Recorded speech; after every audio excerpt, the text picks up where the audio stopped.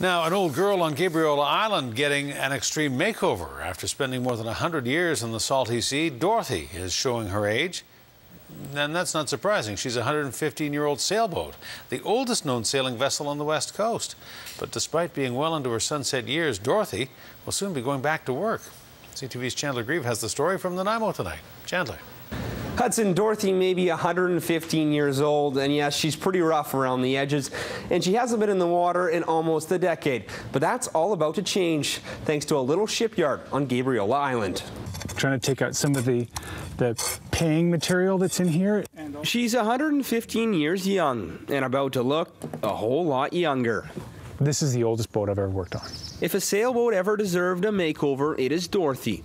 She's the oldest known sailing vessel on the West Coast, perhaps all of Canada. She has been generally considered to be the oldest yacht on the coast for probably the past 40 years anyway. The 9-meter sloop was built back in 1897 at James Bay's old shipyard in Victoria.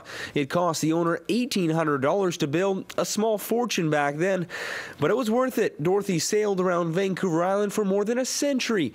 Marmalade. Some old marmalade.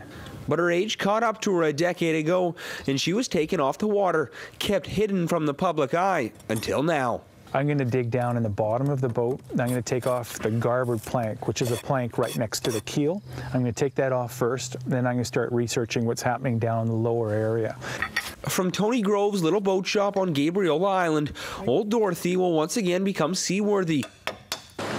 Then sent to Victoria, where the Maritime Museum will put her back to work. What we want to do is to keep the boat in the water and to use her as a roving ambassador for the museum, so that take her up to Ladysmith, Maple Bay, Nanaimo as kind of an outreach for the Maritime Museum of British Columbia.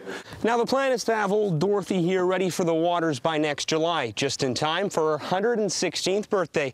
She'll then sail down the coast to Victoria and be the showcase boat for the Victoria's Classic Boat Festival. I think it could go in the water tomorrow if it really had to, if a flood came or something, but might leak for a little while. But I think it might be okay.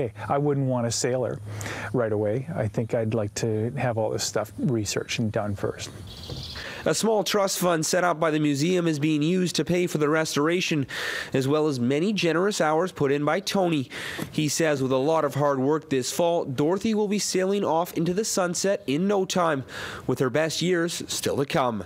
We should mention that for the last 9 years, Dorothy has actually been in a back room at Victoria's Maritime Museum, but it's had a tarp on it and no one from the public's been allowed to see it. So it's pretty neat to think that Dorothy's really coming full circle. It was built in Victoria back in 1897. It sailed off the waters of Vancouver Island for almost a century, and now it's being fixed up on Gabriola Island and plans to get it back in the water and return it to Victoria for next summer. Hudson? All right, Chandler, great story. Thank you.